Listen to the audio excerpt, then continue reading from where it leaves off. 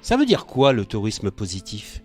Ce terme tourisme positif, pour éviter justement de s'enfermer dans un tourisme de niche et pour toucher de manière plus large tous les produits et services touristiques. Bonjour et bienvenue sur Expérientiel, le podcast du tourisme positif. Il y a une demande pour un tourisme plus authentique, plus convivial, plus humain, plus naturel. Redéfinir complètement son business model et son offre. Dans un environnement dégradé, un hôtel ne peut pas prospérer. Éveiller les consciences, stimuler l'envie d'agir pour un tourisme positif. Il y a une fenêtre d'ouverture d'esprit qui est à prendre pour faire passer des messages qui répondent à la recherche de sens intérieur des gens. On vous emmène dans un voyage vers un tourisme respectueux de la planète et du vivant, en partant à la rencontre d'acteurs engagés. À travers leurs histoires, nous allons découvrir des femmes et des hommes visionnaires, des leviers d'engagement qui sèment maintenant les graines de réflexion et d'action pour un tourisme positif.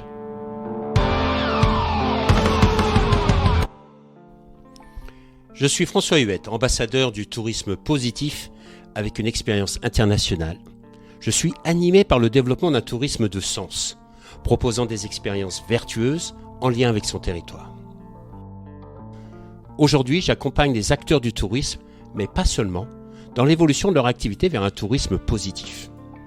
Alors, pour ne rien manquer à notre actualité, suivez-nous sur la page expérientielle de Facebook, Instagram et LinkedIn. Ça a toujours été un point extrêmement important dans ma carrière, de se positionner à la place du client, de comprendre ce qu'il voit, ce qu'il a envie, ce qu'il a besoin, quels sont ses problèmes. Et pour cela, aujourd'hui, pour nous ouvrir encore un peu plus l'esprit, surtout dans la situation actuelle qui nous demande de nous adapter à des changements qui sont de plus en plus rapides, nous allons rencontrer Tristan Daube, le fondateur de Travel Assist. Alors je vous invite à vous asseoir confortablement dans un endroit calme ou en pleine nature et je vous souhaite une très bonne écoute.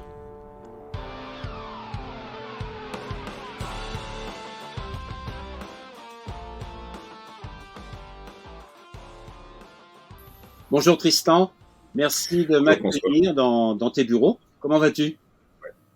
Écoute, très bien, un peu fatigué, ça court partout, mais tout va bien. Je préférais courir partout pour le business, mais... Ouais.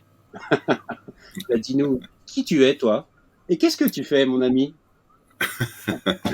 Écoute, très cher François, donc je suis Tristan, j'ai 49 ans, j'aurai dans quelques jours 50 ans. Donc tu vois, je suis un jeune start-upper et j'ai travaillé je suis contrôleur de gestion de formation, j'ai travaillé pendant plus de 20 ans dans le monde de l'expérience client, qui a été mon métier pour accompagner les grandes marques de consommation dans leur stratégie client, mais aussi dans leur relation client au quotidien, parce que j'ai dirigé des centres d'appel, des centres de contact. Et puis depuis quelques temps, on va dire que c'est un sujet qui résonne depuis fin 2016 et que depuis fin 2017, je mets en gestation effectivement le projet Travel Assist, dont j'ai la chance de piloter et orchestrer l'avenir.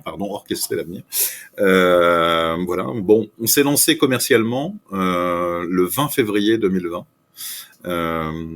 Tu vois. Oui, le contexte était idéal. Voilà, j'ai un petit souci de timing, mais bon.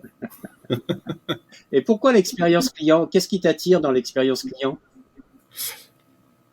Alors, déjà, je suis rentré dans le monde de l'expérience client par hasard, mais il paraît que je suis un communicant et je suis curieux de nature. Et ce qui m'attire, c'est l'expérience client veut dire attention. Donc, prendre attention, être dans une écoute active, s'adapter, et donc c'est un sujet qui m'a toujours intéressé. C'est-à-dire qu'on a beau avoir un certain nombre de ce qu'on appelle de métriques, tu vois, d'indicateurs, au bout du compte, il y a une relation entre une marque, une entreprise, des hommes qui la constituent, qui proposent des produits, des services, et de l'autre côté un marché. Et au bout du compte, ce sont des hommes aussi qui acceptent d'acheter. Et donc, l'expérience client, c'est ça, c'est de faire en sorte qu'il y ait une bonne symétrie des attentions entre les deux, et c'est un sujet qui intellectuellement m'a toujours passionné. Voilà. Alors, dans l'expérience client, on parle souvent des points contact, et selon les métiers ou les secteurs d'activité, évidemment, ils diffèrent. Nous, on est plutôt axé dans le tourisme, et le voyage, il commence à partir de quand? Mais le voyage, il commence à partir du moment où on a envie de voyager. Et donc les points de contact sont effectivement nombreux au sein des professionnels du voyage, puisque ils commencent par Internet, par la télé, par les documentaires qu'on voit le samedi soir à la télé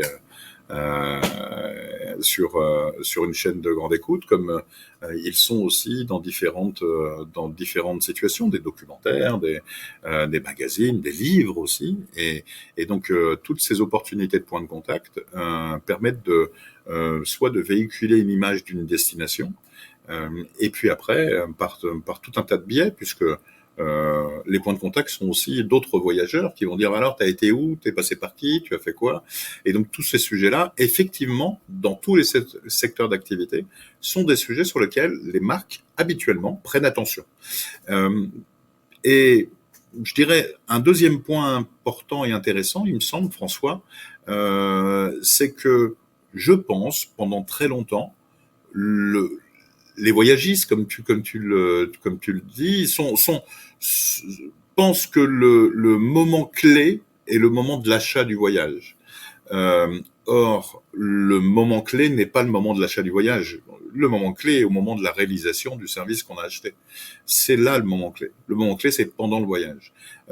Mais après, il y a tout un tas de moments clés qui sont tout aussi importants, entre le désir de voyager jusqu'à la décision de voyager.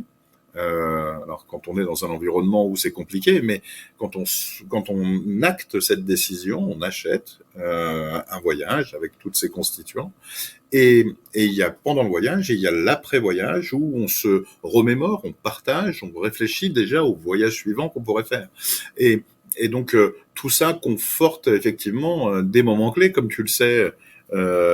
J'ai pu évoquer ce sujet par d'autres biais, et donc il y a dans le cycle vie d'un client, donc il y a à proprement parler un cycle de vie d'achat, et donc qui s'arrête au moment de l'achat, et puis tu as un cycle vie de client qui est avant la réalisation du service, ou avant l'usage du produit que tu achètes, et puis tu as le pendant, la réalisation du service, ou l'utilisation, et puis après tu as après, est-ce qu'il y a une reconsommation, ou est-ce qu'il y a un recontact avec la marque qui t'a mis à disposition le produit. Et dans le secteur du voyage, eh bien voilà, il y a un cercle vertueux qui doit l'être en tout cas, et donc après le voyage, c'est ce qu'on appelle la fidélisation, c'est comment donner envie de reprendre effectivement les mêmes interlocuteurs pour pouvoir renouveler cette démarche de voyager.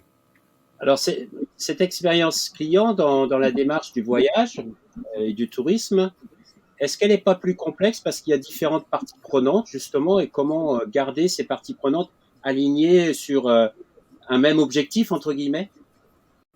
Tout à fait. Si on prend le parallèle avec un constructeur automobile, c'est un produit manufacturé. Pour autant, ils ont eux aussi un certain nombre de parties prenantes qui sont leurs prestataires pour réaliser ce produit. Et on le voit bien actuellement, on entend beaucoup parler dans tous les médias des problématiques qu'il y a avec les microprocesseurs, avec des composants électroniques qui manquent, et donc ils sont obligés de se réorganiser, et parfois ils ont du mal à délivrer effectivement le produit fini. Dans le voyage, il y a deux notions. Hein. Il y a la notion il y a un certain nombre d'intermédiaires. Il y a les producteurs, ceux qui produisent le voyage, qui ont décidé de proposer une logique qui est de dire quoi ? De dire je vais proposer un volume plus important et donc faire bénéficier d'un tarif plus intéressant, faire bénéficier d'un niveau d'efficacité plus important parce qu'on va travailler avec des gens qui vont avoir l'habitude de traiter un sujet en particulier et donc vont avoir un process, vont avoir une organisation qui va s'appliquer et de l'autre côté, tu as exactement l'effet opposé qui est un mot à la mode, hein, le sur-mesure, qui ne veut pas spécialement dire payer beaucoup plus cher, mais d'apporter une personnalisation très élevée. J'aurais tendance à te dire que d'un point de vue schématique, les problèmes sont les mêmes. C'est-à-dire que tu as un client qui a besoin d'avoir un interlocuteur. En l'occurrence, il y a de grandes chances que ça soit celui qui distribue. Et le client, c'est pas son problème de savoir qu'il a tout un tas d'interlocuteurs. C'en est un actuellement dans l'environnement actuel, parce qu'il a bien compris qu'il y a, le transport, il y a effectivement l'hôtel, mais au bout du compte, normalement, et on s'est organisé en conséquence, c'est le distributeur qui est le point de contact principal et qui vend un package, et à lui de se débrouiller effectivement avec l'ensemble des parties prenantes qui la constituent.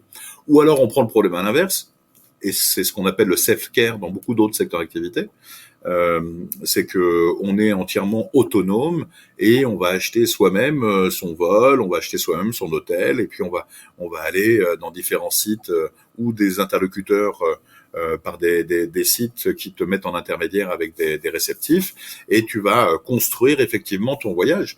Et auquel cas, il va falloir que tu t'organises en fonction de ces différentes parties prenantes qui t'ont permis de réaliser ton voyage pour pouvoir interagir en fonction des différentes problématiques que tu peux avoir. Voilà. Donc, il est important quand même que pour tout prestataire, quelle que soit sa prestation, il se mette vraiment, comme tu l'as dit au départ, dans une posture d'écoute active. C'est-à-dire qu'il doit se mettre à la place du client, c'est ça? Oui, c'est ce qu'on appelle l'empathie.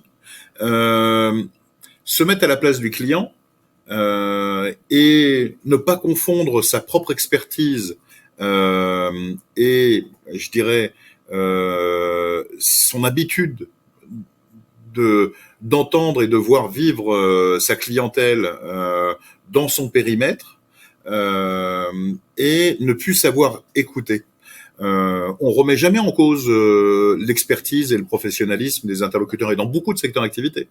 On remet souvent en cause l'empathie et la vraie écoute active. Là, on peut parler effectivement de signaux faibles. Il faut être tout aussi attentif dans ce type de moment. Et puis aussi écouter, c'est-à-dire qu'il y a des moments où un client ne sait peut-être pas ce qu'il veut, mais il sait dire ce qu'il veut pas, où il sait expliquer qu'il a des angoisses, où il sait expliquer qu'il a des points sur lesquels lui, l'intérêt est faible, et donc il faut pas s'obstiner. Par contre, ça ne veut pas dire qu'on n'a pas le droit d'éduquer, ça veut dire qu'on n'a pas le droit d'être vecteur d'information pour enlever les images d'Épinal, et c'est le cas pour tout un tas de situations, et c'est tout à fait une réalité dans le monde du voyage. Et donc on se rend compte que on a aussi, pour le coup, on a une responsabilité vis-à-vis de notre marché, vis-à-vis de nos clients voyageurs, vis-à-vis des voyageurs d'une manière globale, pour rester attentif, mais aussi on a une responsabilité de faire en sorte effectivement qu'ils puissent savoir où se trouve l'essentiel, plutôt que de rentrer dans de la facilité de son quotidien, de la facilité dans les automatismes, de la facilité dans la logistique, parce que on peut pas tout le temps réagir sur tout un tas de choses en amont, pendant, après, parce que c'est plus compliqué que d'autres. Parce qu'à partir du moment où on décale tout doucement, on sort, on devient asymétrique, et à un moment donné ou à un autre, tôt ou tard, il se passe quelque chose. C'est systématique. Alors ça, on parle dans un climat normal, entre guillemets, mais là aujourd'hui, ça fait 1 an qu'on est dans un climat qui est complètement différent. Est-ce que cette crise sanitaire a accéléré des transformations dans les attentes des clients, justement? Alors, j'aurais tendance à te dire qu'il y a une remise en question globale, mais elle s'est accélérée pendant le Covid.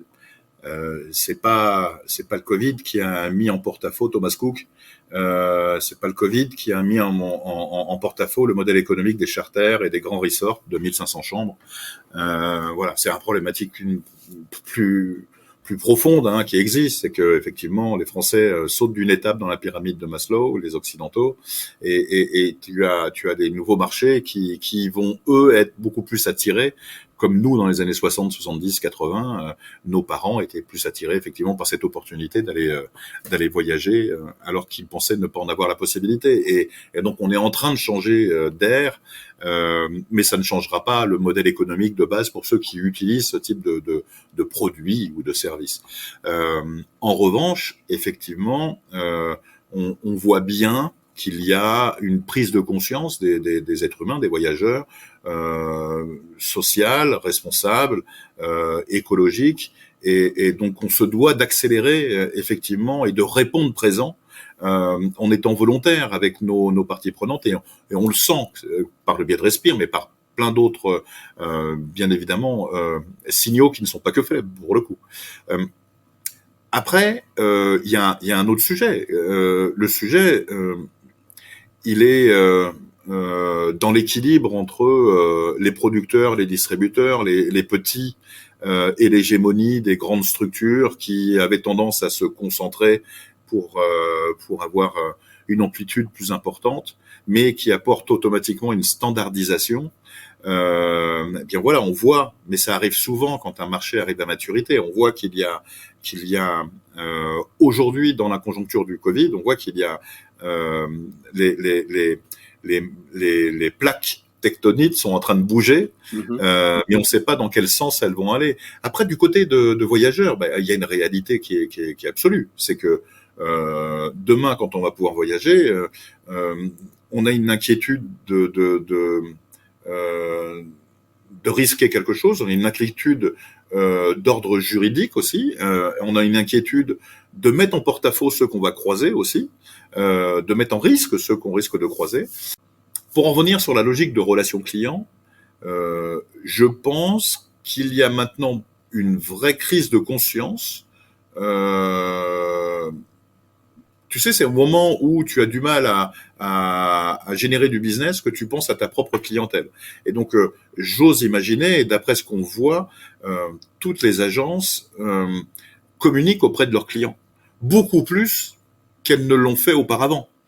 En définitive, pour se remémorer les bons souvenirs, on voit très très bien qu'il y a beaucoup d'êtres humains sur Terre qui ont eu la chance de voyager, ont qu'une envie, c'est de revoyager. Au même titre qu'on n'a qu'une envie, c'est d'aller manger dans un restaurant avec des amis. Donc, on sait qu'il y a, en dehors de ce rêve de revenge travel, on sait voilà, il y aura, inévitablement, il va y avoir une accélération de voyage quand effectivement la grosse vague sera partie. Mais effectivement, probablement que le Covid va rester très très longtemps pour plein de raisons, et donc il va falloir être beaucoup plus attentif pendant le voyage, être plus fort dans notre relation avec nos partenaires qui sont localement sur place, trouver des outils, des services qui vont permettre de simplifier les interactions, limiter les risques, et puis le client, le voyageur, a besoin de plus d'authenticité, il a besoin de plus de relations humaines, et se sentir, dans un premier temps, se sentir en sécurité, se sentir retrouver sa liberté en sachant qu'il sera obligé que sa liberté soit managée, et donc il va attendre que le professionnel du monde du travel lui donne cette opportunité avec son expérience, avec ses partenaires, lui donne cette opportunité. Voilà. Ça me semble extrêmement important. Et moi, en tant qu'acteur du tourisme, quelles questions je dois me poser justement sur des questions clés par rapport à mon expérience client? Est-ce qu'il y a des questions que je dois vraiment... c'est le moment de le faire en plus. Oui, tu as tout à fait raison. Ben elles sont multiples, mais Je veux pas automatiquement tirer la corde vers ma expression d'expérience voyageur, si tu veux. Bien sûr. Pour autant, la réalité, ça va être comment tu peux permettre à ton client voyageur de pas se retrouver comme un mouton avec tout un tas de gens autour de lui. Comment il peut garder cette autonomie et cette liberté? Comment tu peux lui permettre ça? De pas se retrouver comme au métro le matin ou comme à la cantine le midi au travail, parce que je ne crois pas que c'est ce qu'ils attendent, et je ne crois pas non plus que la pandémie nous permettra de pouvoir arriver très vite dans ce phénomène. On habite tous sur une terre qui est fragile et qu'on doit respecter, mais on a tous aussi le droit d'avoir les mêmes libertés à quelque endroit où on se trouve. Et donc je pense, je n'ai pas la science infuse, que pour ce faire, il doit automatiquement trouver des outils, des services, des partenaires qui vont lui permettre de pouvoir aller dans ce sens. C'est donner l'impression d'être comment faire pour être, et on le voit bien que c'est la mode aussi, hein. Airbnb, c'est je crois que si ça ne l'est plus, ça a été pendant très très longtemps. La phrase, c'était soyez chez vous, partout ailleurs. Eh bien, voilà, c'est comment réussir à retrouver le cocon, tout en même temps, comment répondre à la question de voilà, de vivre un peu à la Pékin Express pour vraiment découvrir des vraies relations. Ouais, on revient toujours à l'humain, à la relation humaine, le contact humain, l'échange, le partage, et c'est vachement important. Dis-moi, tous les secteurs économiques sont concernés par l'expérience client. Nous, dans le tourisme, où c'est que tu vois qu'on pourrait faire des progrès? Ah ben, concrètement, c'est pendant le voyage. Le avant est facile, hein, jusqu'au moment où on achète. Mais tu le vois bien, hein, même sur Internet. Je veux dire, et puis il y a ce qu'on appelle, même si je sais que le terme est un peu vulgaire, le post-coitum, mais qui est ne pas oublier qu'à partir du moment où je pense que chacun s'en rend compte, hein, à partir du moment où on achète quelque chose et qu'on l'a pas immédiatement après, parce qu'on l'a acheté sur Amazon, ou pour telle ou telle raison, et qu'on l'a pas immédiatement, il y a un moment de flottement, un moment de vide, et c'est un moment qui est super important, qu'il faut. Et d'ailleurs, il y a beaucoup de marketeurs dans beaucoup de secteurs d'activité qui essaient de trouver des solutions pour donner effectivement un change le temps que le service soit. Donc, et pendant le voyage, il faut trouver la manière dont on peut apporter des services judicieux. Pour donner du sens et apporter des services complémentaires qui n'existent peut-être pas aujourd'hui et qui existeront de manière plus standardisée demain. Oui, je le pense. En tout cas, c'est la vocation de mon entreprise. Ben justement, donc comment tu peux nous aider? Alors, quand je te dis que l'humain est important et que ça ne veut pas dire que je vis comme la famille Ingalls sans technologie, mais l'humain est important. La technologie doit être là pour nous aider à ce que ça soit dans des modèles tarifaires cohérents et surtout nous aider à être plus efficaces en définitive. Et donc personnellement, je ne crois pas au chatbot, je crois pas enfin, c'est pas que je crois pas, c'est que en ce qui me concerne, en tout cas, j'ai du mal à discuter avec un robot et la vocation de Travel Assist, c'est de proposer, de mettre à disposition la continuité de ce que réalise un professionnel du voyage. C'est-à-dire qu'on accompagne le rêve. Et ben nous on continue à accompagner le rêve pendant le voyage et pas seulement quand il y a des coups durs, mais au quotidien. Et on est vraiment dans le sens de la relation client. Souhaiter la bienvenue quand ils arrivent, savoir si tout s'est bien passé, est-ce qu'ils sont contents de l'endroit où ils se trouvent au moment où ils posent leur valise, est-ce qu'ils souhaitent avoir des informations sur leur environnement local dans les 3 jours qui viennent, est-ce qu'ils souhaitent poser des questions sur la culture locale, sur les informations, les actualités, est-ce qu'ils ont des petits pépins du quotidien, est-ce que je sais pas, un enfant a un petit souci, où on peut trouver du mercurochrome, est-ce que ça existe, voilà, c'est pas obligatoirement demander ça à Mondial Assistance, et ça c'est une réalité. Mais est-ce que c'est une forme de conciergerie alors, ou c'est complètement différent? Alors, oui, alors le problème de la conciergerie, si tu veux, c'est que c'est le meilleur moyen d'expliquer en gros ce qu'on fait par rapport à d'autres. Oui, ce qu'on entend par conciergerie, c'est vraiment de la conciergerie pour tous. J'ai souvent tendance à expliquer un sujet qui s'apparente à la conciergerie. Imaginons, je te remets en arrière, on est en 2018, tu vas avec ton épouse à Moscou en week-end, et ça tombe le week-end, mais tu l'avais prévu 6 mois avant et tu n'y avais pas du tout pensé. Ça tombe le jour de la finale, et il se trouve que à la finale, la France y est. T'es à Moscou. Si tu es effectivement avec une conciergerie privée et que je te parle, là actuellement t'es dans ton yacht, il est probable que tu demandes à ton concierge qu'il te trouve la possibilité d'avoir une place dans le stade. Travel Assist, c'est pas du tout ça. C'est en fonction de qui tu es. Si tu parles avec nous, on va essayer de te trouver un endroit dans Moscou où tu vas pouvoir vivre ce moment sympa. Comme si, alors sans doute de manière dépaysante, sans doute dans une configuration particulière, étonnante, mais on va essayer de te trouver plusieurs solutions pour que tu vives ce moment sympa, voilà, et que tu puisses voir cette finale.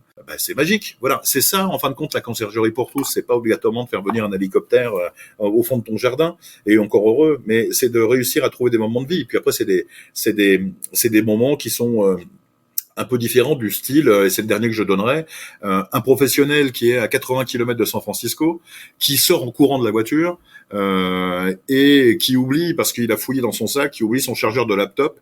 Comme par hasard, on a tous des ordinateurs bizarres, différents, avec un chargeur qui est pas simplement compatible. Et il se rend compte en rentrant dans sa réunion qu'il n'a plus le chargeur d'ordinateur, et il est quand même très très loin de chez lui, et il sait pas comment il va gérer ça, et ça commence à le stresser pendant la réunion qui va arriver. Donc il nous tient au courant, et nous on lui dit on s'occupe de tout. Il sort de son rendez-vous, on lui dit quand vous rentrerez ce soir, il sera sur votre chambre, sur votre lit. Et c'est ce qu'on a fait. On s'est organisé avec B&H localement. Ils l'ont mis sur la chambre du voyageur. Donc ça nous a coûté 2 coups de fil en fin de compte. Il nous a donné la référence de son ordinateur, et le soir même, il avait son chargeur de laptop qui était sur son lit. Et là, il t'envoie en photo le chargeur de laptop sur le lit, et il te met good job. C'est cool. Voilà. Ça c'est des choses qui sont et on a déjà sur les 2000 voyageurs accompagnés, si tu veux, on a déjà quelques belles dizaines d'exemples de cet ordre. Mais ça c'est des belles histoires. Après derrière, où on est très content, 7 voyageurs sur 10 nous partagent leurs photos. Et ces photos-là, c'est pas nous qui les partagent, elles les partagent aux professionnels du voyage, en leur disant vous avez bien fait votre boulot. Et donc on est très heureux d'être le passeur de plats bienveillant, en assurant la continuité du travail qui a été réalisé auparavant. Voilà. Et c'est tous ces moments-là qu'on souhaite porter, parce qu'on transforme l'essai de ce qui a été vendu et préparé en amont, et on enlève directement en temps réel les pépins, parce qu'on les transforme immédiatement en pépites. Et rien de mieux que la relation humaine pour y arriver. Et puis après, de s'organiser pour être le plus efficace possible, pour que ça nous prenne pas trop de temps, et que ça puisse être dans un modèle d'affaires qui soit gagnant-gagnant. Voilà. Super, merci beaucoup. Donc si on veut avoir plus d'informations, on fait quoi? On peut aller sur le site travelassist.io. On est en train de lancer d'ailleurs une application qu'on a volontairement appelé Genius Travel pour pas qu'il y ait d'ambiguïté, c'est-à-dire que quand les gens rentrent dedans, ils rentrent au nom du professionnel du voyage. Et donc geniustravel.io, c'est l'application que les voyageurs pourront prendre pour simplifier la délivrance de notre service et pas rentrer dans des outils divers et variés qui seront accessibles sur tous les smartphones, Android, iPhone, tout ça normalement. Donc voilà, qui n'hésitent pas à nous solliciter ou nous envoyer un mail à contact@travelassist.io. Voilà. Merci beaucoup en tout cas. Merci beaucoup. Et puis tu sais qu'on avait fait ce webinaire pour Respire. Rappelle-moi le nom de l'invité. Alors, il y en a eu plusieurs. Donc, Non, mais pour la section après. Ah, après, Thibaut Constant. Voilà. Et je vais conclure l'interview avec ce qu'il avait dit. Un client en colère, c'est un client qui vous aime. Exactement. Merci beaucoup Tristan pour ce moment de partage. Bonne continuation et à très bientôt. Merci beaucoup pour ton invitation et à très bientôt. Au revoir.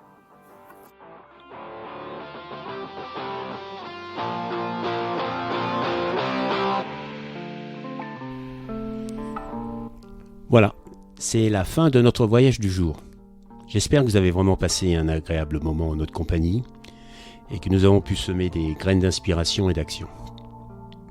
Surtout n'oubliez pas, le tourisme de demain, c'est maintenant qu'on le construit et ensemble. C'est un tourisme qui est guidé par le sens, l'expérience et en lien avec nos territoires pour assurer la pérennité de nos métiers et de nos activités. C'est essentiel. Si vous avez vraiment aimé ce podcast, favorisez sa diffusion en lui donnant 5 belles étoiles sur Apple ou la plateforme podcast préférée que vous utilisez. Et puis, surtout, et ça c'est le plus important, n'hésitez pas à partager dans votre réseau. Essaimer la connaissance, essaimer le partage d'expérience. C'est essentiel pour chacun d'entre nous d'avoir accès à cette information. Et puis, si vous voulez continuer l'aventure avec nous, le voyage avec nous, eh bien, je vous invite à vous abonner pour suivre tous les épisodes gratuitement et être informé dès qu'ils sont publiés. Voilà. Je vous remercie et à très bientôt. Au revoir.